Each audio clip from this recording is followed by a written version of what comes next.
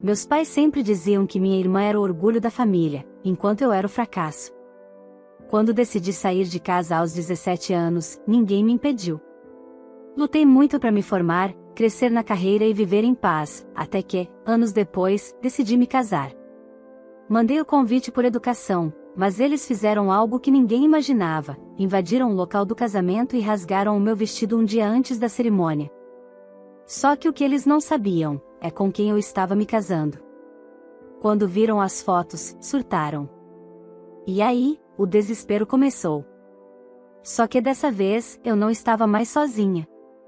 Você vai entender tudo o que aconteceu, e ver até onde a inveja pode levar uma família, e como eu virei o jogo. Olá, seja bem-vindo ao canal Histórias Surpreendentes. Curta e se inscreva nesse canal, aproveite e ative as notificações.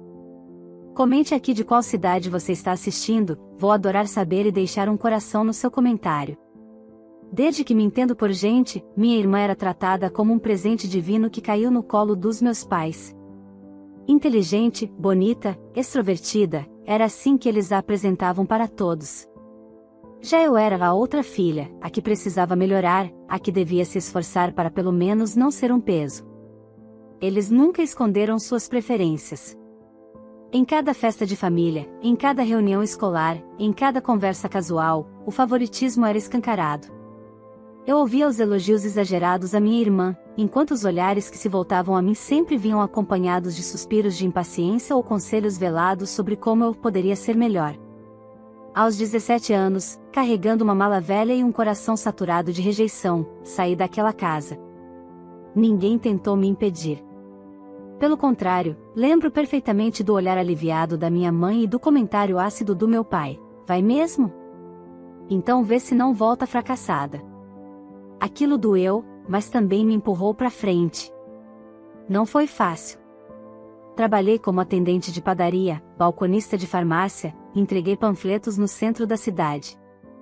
Estudava à noite, virava madrugadas tentando entender os conteúdos da faculdade de administração, que paguei com muito esforço. Muitas vezes dormi com fome, mas nunca deixei que a raiva me dominasse.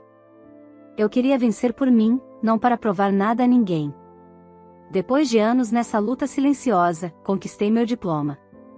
No mesmo mês, fui chamada para um processo seletivo em uma grande empresa. Quando entrei naquela sala de entrevista, não fazia ideia de que estava diante do início de uma virada inesperada.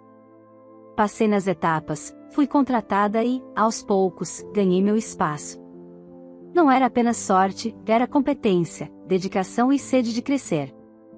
Com o tempo, fui chamada para projetos mais importantes. E foi em uma dessas reuniões que conheci Leonardo, um rapaz elegante, firme, com um olhar que misturava seriedade e gentileza. Só descobri dias depois que ele era filho do dono da empresa. Mas o que mais me surpreendeu foi o quanto ele não fazia questão de usar esse título. Trabalhava como qualquer outro, sempre disposto a aprender. Nossa amizade cresceu devagar, sem pressa. As conversas se estenderam além do expediente. Ele me escutava de verdade, ria das minhas histórias, me respeitava de um jeito que ninguém nunca havia feito. Em pouco tempo, começamos a namorar. E, depois de um ano, ele me pediu em casamento, um pedido simples, feito num fim de tarde, durante uma caminhada no parque. Eu disse sim, com lágrimas nos olhos. Apesar de tudo que vivi, senti que convidar meus pais e minha irmã para o casamento era uma forma de respeito. Eles eram minha família, gostassem de mim ou não. Enviei uma mensagem educada, sem esperar grandes reações. Para minha surpresa, responderam em poucos minutos, fingindo alegria e entusiasmo. Mas havia algo naquele "estamos muito felizes por você" que soou falso. Eu não sabia que, por trás daquelas palavras doces, havia um plano. Meus pais e minha irmã não aceitaram que eu estivesse me casando antes dela. Na mente deles, quem deveria ser a estrela da família era minha irmã, sempre ela. Aquilo os corroeu por dentro. Sem que eu soubesse, eles decidiram se vingar. Um dia antes do casamento, invadiram o salão da festa enquanto a equipe organizava os últimos detalhes. Arrombaram a sala onde estava guardado meu vestido e o rasgaram completamente, deixando um bilhete cruel sobre os restos do tecido: quero ver casar agora. Quem deve se casar primeiro é nossa princesa. Enquanto isso, postavam fotos em uma praia do Nordeste, fingindo estar em uma viagem luxuosa. Era tudo fachada. Juntaram o pouco que tinham para parecerem prósperos, achando que isso me faria sentir menor. Mas o que eles não sabiam, era com quem eu estava me casando. Na manhã anterior ao casamento, eu acordei com o coração acelerado. Era como se tudo que vivi até ali estivesse se alinhando para esse momento. Não era apenas sobre me casar com alguém que eu amava. Era sobre tudo que superei, tudo que enfrentei sozinha. Era, pela primeira vez, uma celebração da minha própria vitória. Mas aquele dia não seria tranquilo. Por volta das 10 da manhã, recebi uma ligação aflita da decoradora. Ela mal conseguia falar, e quando conseguiu, sua voz tremia. Me desculpe, alguém entrou no salão, rasgaram o vestido. Está tudo revirado. Por um segundo, achei que ela estivesse falando de outra pessoa. Não fazia sentido. Rasgaram meu vestido? Como assim?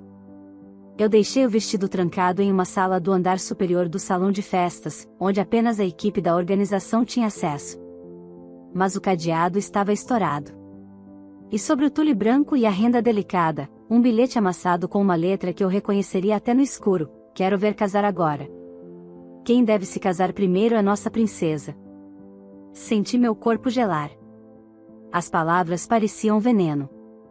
Nossa princesa. Só podia ser minha irmã. Só podia ser ideia dos meus pais. Naquele instante, o tempo parou.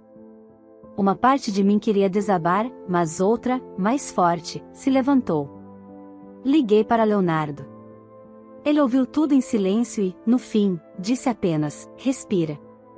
Você vai casar comigo amanhã. Nem que eu tenha que te vestir com flores colhidas do jardim. Mas você vai subir naquele altar. Foi aí que compreendi o peso do homem com quem eu estava me casando. Ele não hesitou. Em menos de uma hora, os pais dele estavam comigo, perguntando o que eu precisava. O dono da empresa, que até então me tratava com uma simpatia discreta, me abraçou como um pai de verdade e disse que já estava resolvendo tudo.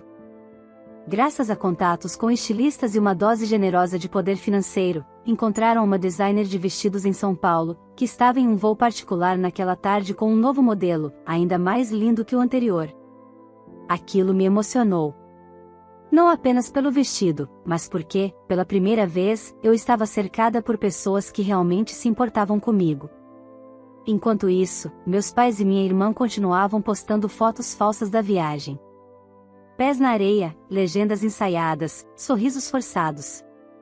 Faziam parecer que estavam em um paraíso, enquanto destruíam o momento mais importante da minha vida pelas minhas costas. Eles queriam aparecer como bem-sucedidos, modernos, felizes. Era tudo fachada. Mas uma coisa ainda me doía profundamente: como puderam me odiar tanto? Como uma filha podia despertar tanto desprezo apenas por seguir em frente? Em algum canto da minha alma, eu ainda tinha esperança de que mudassem, de que ao menos um deles me pedisse desculpas, mesmo que tímida, mesmo que tarde. Mas naquela noite, enquanto segurava um novo vestido nas mãos, entendi: eles nunca me reconheceriam. Para meus pais, a minha existência era um erro. E agora que eu me tornava uma mulher feliz e realizada, esse erro estava se tornando imperdoável. Leonardo me levou para jantar com seus pais naquela noite. Foi uma espécie de pré-celebração, discreta, mas cheia de afeto. Eles estavam chocados com o ocorrido, mas não permitiram que o ódio tomasse espaço. Falamos de amor, de futuro, de planos para a casa nova. A mãe dele me olhou nos olhos e disse: você não ganhou apenas um marido. Ganhou uma família. E dessa vez, uma que te escolheu de verdade. Naquela noite, dormi em paz. Sabia que o que haviam feito comigo era cruel, mas eu tinha certeza de que não seria destruída por isso.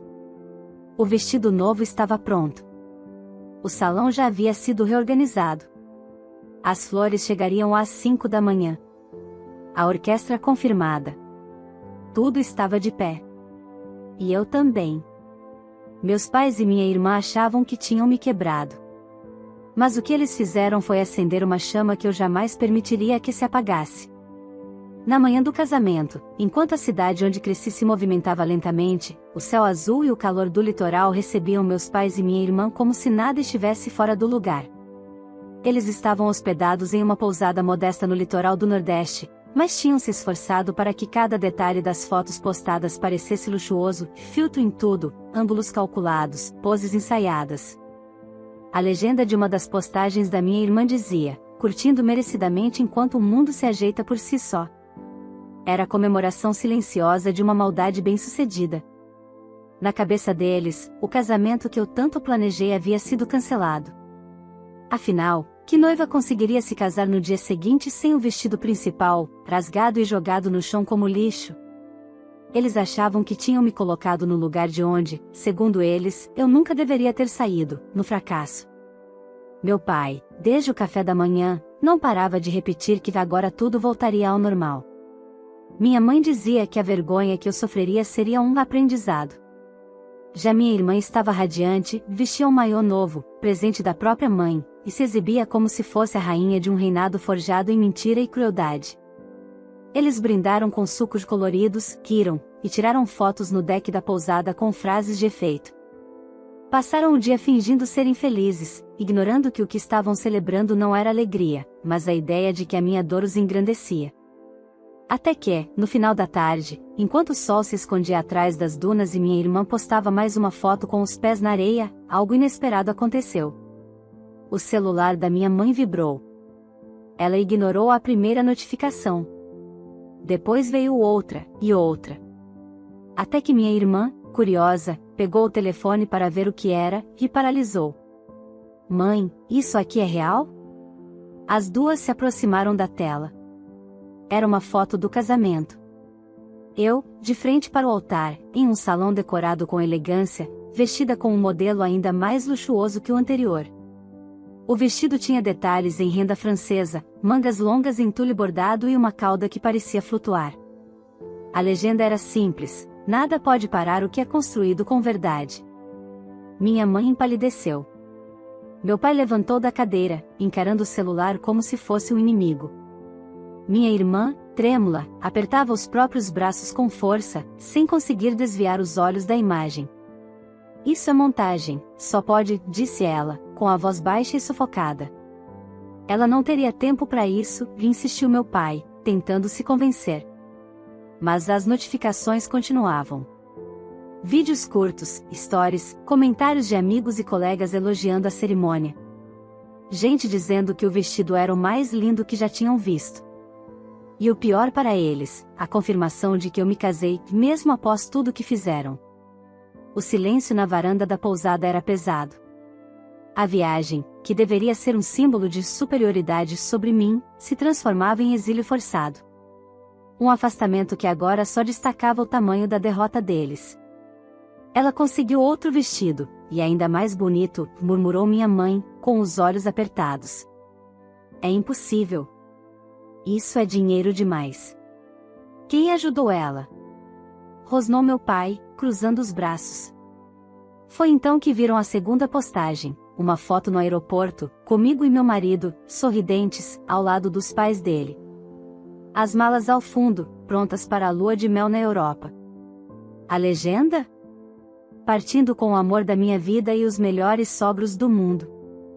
Obrigada por tudo. Aquela foi a gota d'água. Minha irmã tirou o celular longe, chorando de raiva. Minha mãe começou a andar de um lado para o outro, sem conseguir organizar os pensamentos. Meu pai, mudo, simplesmente afundou na cadeira, olhando para o mar como se buscasse nele uma resposta que jamais viria. Eles haviam perdido o controle. Apostaram que eu não teria forças para reagir. E agora descobriam, com um clique, que minha vida tinha seguido, com muito mais brilho do que poderiam suportar. Naquela noite, apagaram todas as fotos da viagem das redes sociais. Fizeram as malas no dia seguinte e voltaram para casa como quem volta de um funeral. Mas não era o fim de uma vida. Era o fim da ilusão que eles tinham de que ainda mandavam na minha história. Eles não sabiam, mas aquela foto no altar foi só o começo do que ainda estava por vir. Quando minha família voltou da viagem ao Nordeste, a euforia inicial havia desaparecido. O que deveria ter sido a celebração da minha queda se transformou na mais humilhante constatação. Eu havia me casado, e com um vestido ainda mais bonito do que o anterior. Mas a pior parte para eles ainda estava por vir. Foi minha irmã quem começou a juntar as peças. Alguns dias após o casamento, ela entrou em um dos perfis marcados nas fotos que publiquei e acabou encontrando o sobrenome de Leonardo. Curiosa, digitou o nome completo dele no buscador e, ali estava, Leonardo Vasconcelos, filho único de Álvaro Vasconcelos, dono de uma das empresas mais bem-sucedidas do setor de investimentos do país. A ficha caiu com o impacto de um raio. O homem com quem eu me casara não era apenas educado, gentil e inteligente. Era o herdeiro de um império empresarial, cuja marca estampava jornais, sites e eventos importantes. Meus pais ficaram em choque. Minha irmã não conseguia esconder a irritação. Ela casou com o filho de um milionário, e ninguém nos avisou. Gritava, indignada. Isso muda tudo, disse minha mãe, calculando em voz alta. Ela pode ajudar a gente. A gente é família. É obrigação. Foi nessa mesma noite que tentaram o primeiro contato. Recebi uma mensagem curta da minha mãe: filha, vimos as fotos. Parabéns. Quando tiver um tempo, vamos conversar. Em seguida, vieram as ligações não atendidas. 3 chamadas perdidas em menos de 1 hora. Depois, meu pai me escreveu: ficamos tristes por não podermos estar presentes, mas estamos felizes por você. Sua mãe está emocionada. Vamos nos encontrar? Eu sabia o que estava por trás daquela repentina demonstração de afeto. Não era saudade. Era estratégia. Ignorei as mensagens por dias. Mas depois de uma conversa com Leonardo, que já desconfiava das intenções deles, decidi enfrentá-los de vez. Respondi sugerindo um horário para que passassem em minha casa. Queria ouvi-los. Queria ver até onde teriam coragem de ir. Na tarde marcada, chegaram com roupas mais sóbrias, tom de voz sereno e expressões cuidadosamente ensaiadas. Minha irmã, que geralmente ostentava desprezo, agora usava um sorriso tímido, quase humilde. A gente queria ver você, começou minha mãe. Só isso. Ficamos emocionados. Você estava linda no casamento. Pena que não foram, né? Respondi, direta. Meu pai pigarreou, desconcertado. Filha, a gente já tinha planejado aquela viagem há meses. Estava tudo pago. Não dava para cancelar em cima da hora. Claro. Coincidentemente na mesma data do meu casamento, retruquei. E o vestido rasgado? O bilhete deixado no salão? O silêncio caiu como uma lâmina. Os 3 se entreolharam, fingindo surpresa. Que vestido, filha? Do que você está falando? Perguntou minha mãe, com a melhor cara de inocência que conseguiu fazer. O meu vestido. O que foi destruído um dia antes do casamento. Deixaram um bilhete dizendo que a princesa da família deveria se casar primeiro. Meu Deus, que absurdo, murmurou minha mãe. Alguém fez isso com você? Que crueldade. Eu espero que você não esteja insinuando que fomos nós, disse meu pai, irritado. A gente pode ter tido desavenças, mas jamais faria uma coisa dessas. Fiquei olhando para eles em silêncio por alguns segundos. O mesmo silêncio que usei durante anos para sobreviver naquele lar. Eu sabia a verdade, mas não precisava gritar. Eles não tinham mais poder sobre mim. Está tudo bem, respondi, com calma. Já superei. E vocês? A gente só quer se reaproximar, insistiu minha mãe. Você agora tem uma vida tão confortável, um bom marido, uma boa família. E a gente só quer fazer parte. Fazer parte, repeti. Depois de anos de exclusão, humilhação, desprezo. Depois de planejarem uma viagem na data do meu casamento. Depois de um bilhete nojento. Agora querem fazer parte? Minha irmã cruzou os braços, irritada. Você sempre se fez de vítima. Agora tá se achando porque casou bem. Não casei bem. Casei por amor. E o que construí até aqui foi com esforço, suor, e principalmente, sem a ajuda de vocês. Me levantei, encerrando a conversa. Se quiserem se aproximar por afeto, saibam que perdemos essa chance há muitos anos. Mas se for por interesse, nem com a melhor mentira do mundo isso vai funcionar comigo. Eles saíram desconcertados. Não conseguiram o que queriam. Mas eu sabia que não desistiriam. Quando o ego fere, a inveja vira obsessão. Aquela visita fingida à minha casa foi só o começo. Quando perceberam que eu não cederia facilmente, meus pais e minha irmã começaram a se movimentar nos bastidores como quem está prestes a perder tudo, e estavam. A viagem ao Nordeste, com toda a pose e encenação, não foi financiada por sobras ou rendimentos. Eles tinham usado a reserva de emergência da família, algo que meu pai guardava há anos para casos extremos. E ironicamente, foi essa tentativa de me humilhar e de parecerem prósperos que os deixou completamente vulneráveis. 2 dias depois da visita que fizeram à minha casa, recebi uma ligação de um antigo vizinho da rua onde cresci. Ele trabalhava na mesma empresa que meu pai e me contou, sem rodeios, estão fazendo cortes lá. E o nome do seu pai estava na lista. O impacto foi imediato. Meu pai foi demitido com dezenas de outros funcionários após uma reestruturação da companhia. Ele tinha mais de 20 anos de casa, mas os anos de estabilidade e arrogância acabaram em um comunicado frio e definitivo. Sem reserva financeira, sem plano B, e com a vaidade ferida, o que restava a eles? Me procurar. Na manhã seguinte à demissão, meus pais apareceram na minha casa novamente. Mas dessa vez não houve sorrisos, nem fingimentos. Bateram na porta com força, olhos esbugalhados, gestos nervosos. Abri com cautela. Chega disso. Foi a primeira coisa que minha mãe disse. Você vai ajudar seu pai agora. É o mínimo que pode fazer. Meu pai, visivelmente alterado, completou, eu construí aquela casa onde você cresceu. Comi o pão que o diabo amassou por essa família. Agora que você tá com dinheiro, é sua vez de sustentar a gente. Minha irmã entrou empurrando a porta, como se tivesse direito de estar ali. Ou você acha que é melhor do que nós agora? Só porque casou com um riquinho? Não se esquece que você saiu da lama. Respirei fundo. Mesmo com o sangue fervendo, mantive a calma. Eu não devo nada a vocês. Absolutamente nada. Claro que deve. Gritou meu pai. Deve pelo sangue, pelo sobrenome, pela criação. Pela criação? Rebati. Pela humilhação, vocês querem dizer? A discussão começou a escalar. Eu pedi que saíssem, mas minha mãe se recusava. Você tem a obrigação moral de ajudar. Esbravejou. E tudo isso é sua culpa. Se você tivesse feito o que devia, nada disso teria acontecido. O que eu devia ter feito? Ter deixado vocês destruírem meu casamento?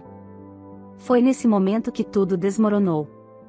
Minha irmã, tomada pela raiva, gritou: você devia ter desistido daquele casamento mesmo. Nós rasgamos aquele vestido para te dar uma lição. E sinceramente, deveríamos ter feito pior. O silêncio que se seguiu foi denso como concreto. Meu pai e minha mãe, percebendo o que ela havia dito, tentaram conter, mas já era tarde. Ah, então vão fingir que não sabiam? Ela cuspiu. Fomos nós 3. E faria de novo. Foi aí que Leonardo apareceu na porta do corredor, firme, com o celular em mãos. Ótimo. Muito obrigado pela confissão. Todos se viraram, surpresos. O quê? Perguntou minha mãe. Nossa casa tem câmeras com áudio, por segurança. Tudo o que vocês disseram está gravado, ele afirmou, com serenidade e autoridade. Vocês invadiram o salão, vandalizaram propriedade privada e confessaram agora. Isso dá processo. E nós vamos entrar com um. Você não pode fazer isso. Gritou meu pai. Posso, sim. E vou, respondeu Leonardo. Porque o que vocês fizeram passou de todos os limites. E se acham que podem continuar nos ameaçando, estão muito enganados. Minha irmã avançou um passo, mas ele não se intimidou. A diferença entre vocês e a mulher com quem me casei é que ela construiu o que tem. Vocês só sabem destruir. Mas agora vão responder por isso. Minha mãe começou a tremer. Meu pai empalideceu. Pela primeira vez, estavam acuados de verdade, sem dinheiro, sem argumentos, sem poder. Tentaram se impor a vida inteira com gritos e desprezo, mas bastou alguém firme o suficiente para colocá-los no lugar que sempre recusaram ocupar, o de responsáveis pelas próprias escolhas. Podem sair agora, completei, com a voz firme. E da próxima vez que vierem aqui, será com um advogado acompanhando vocês. Eles saíram sem olhar para trás. Minha irmã ainda murmurava algo ininteligível, mas já não importava. Pela primeira vez, quem estava no controle era eu. E não por vingança, mas por justiça. O que restava agora era ver o que mais seriam capazes de fazer. Porque uma coisa era certa, a queda deles não tinha acabado. Nos dias seguintes ao confronto, minha casa voltou a ser um lugar de paz.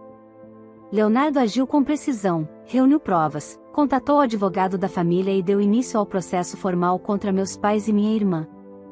A gravação com o áudio da confissão foi salva, registrada e anexada ao inquérito. A quebra de sigilo das câmeras do salão confirmou a presença deles no dia anterior ao casamento. Em poucas semanas, o que antes era apenas indignação virou ação judicial. Mas, diferente do que muitos poderiam pensar, o que mais pesou sobre eles não foi o processo, e sim a reação da própria comunidade ao redor. O caso, mesmo discreto, começou a circular. A fofoca ganhou força na vizinhança, entre antigos conhecidos, parentes distantes. E, como sempre, a verdade encontrou seu caminho. Meus pais, que viviam de aparências, agora tinham os olhares da cidade voltados para eles, não por admiração, mas por desprezo. As pessoas cochichavam ao vê-los passar. Comentários como jogaram a filha fora e agora querem se aproveitar dela, ou é o que dá brincar com quem só queria ser amada, eram sussurrados nas padarias, feiras e salões de bairro. A irmã que um dia foi exaltada como a estrela da família agora caminhava pelas ruas com a cabeça baixa. Tentou sustentar a pose nas redes sociais, mas o impacto era visível. Sem dinheiro, sem prestígio e agora exposta, começou a se isolar até mesmo dos amigos mais próximos. O processo, apesar de não ser movido por vingança, trouxe consequências legais reais, indenização por danos materiais ao salão, responsabilização por dano moral e o início de uma investigação por invasão de propriedade e ameaça. Eles tentaram negociar, recuar, alegar arrependimento, mas nada disso anularia o que foi feito. Recebi convites para entrevistas, convites para contar minha história publicamente. Recusei todos. Não por medo, mas porque não precisava provar nada a mais ninguém. Meu silêncio agora era minha vitória. Na vida real, o que machuca mais não é o grito, é o eco daquilo que foi feito em silêncio. Eles sabiam o que fizeram. E agora sabiam que eu também sabia. Não só sabia, como tinha vencido, apesar de tudo. Um dia, enquanto caminhava com Leonardo no parque onde ele havia me pedido em casamento, conversávamos sobre o futuro. Você se arrepende de ter tentado se reconectar com eles? Ele perguntou, de forma serena. Pensei por um instante. Não. Eu precisava ter certeza de que eles não mudaram. E agora que tenho, estou em paz. E se um dia baterem aqui de novo? Eles não batem onde não são mais bem-vindos. E agora, eu tenho tranca, alarme e maturidade. Rimos juntos. Porque pela primeira vez, rir da dor que passou era libertador. Anos depois, minha vida continuou a prosperar. Fui crescendo na empresa, recebendo promoções por mérito. Leonardo, sempre companheiro, também seguiu com seus projetos, e juntos construímos um lar onde o respeito era a base. Certo dia, durante um evento da empresa, cruzei com uma antiga conhecida da família. Ela veio até mim com um sorriso hesitante e disse: eu queria te dizer, sempre soube que você era diferente. Só demoraram para perceber. Você venceu. Sorri, não por vaidade, mas porque a menina rejeitada que um dia dormia chorando por não ser suficiente agora estava ali, sendo reconhecida não pelo sobrenome, mas pela essência.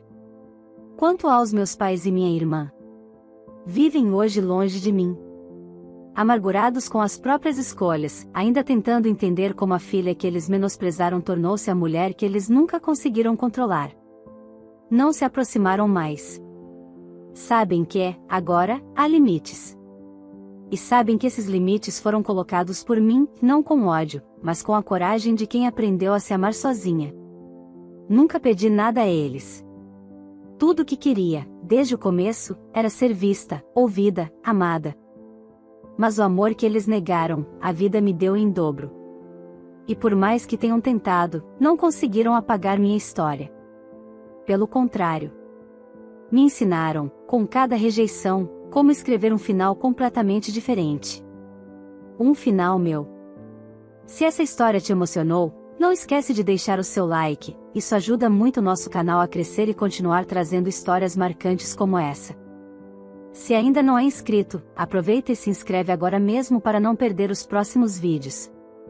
E me conta aqui nos comentários, você teria feito o mesmo que essa filha fez? Teria tido a coragem de enfrentar tudo sozinha e colocar limites na própria família? Quero muito saber a sua opinião. E já aproveita e comenta de qual cidade você está assistindo esse vídeo, que eu vou passar nos comentários e deixar um coração especial para você. Ah, e não esquece de compartilhar essa história com alguém que precisa ouvir essa mensagem de força, superação e justiça emocional. Às vezes, uma história como essa pode abrir os olhos de muita gente.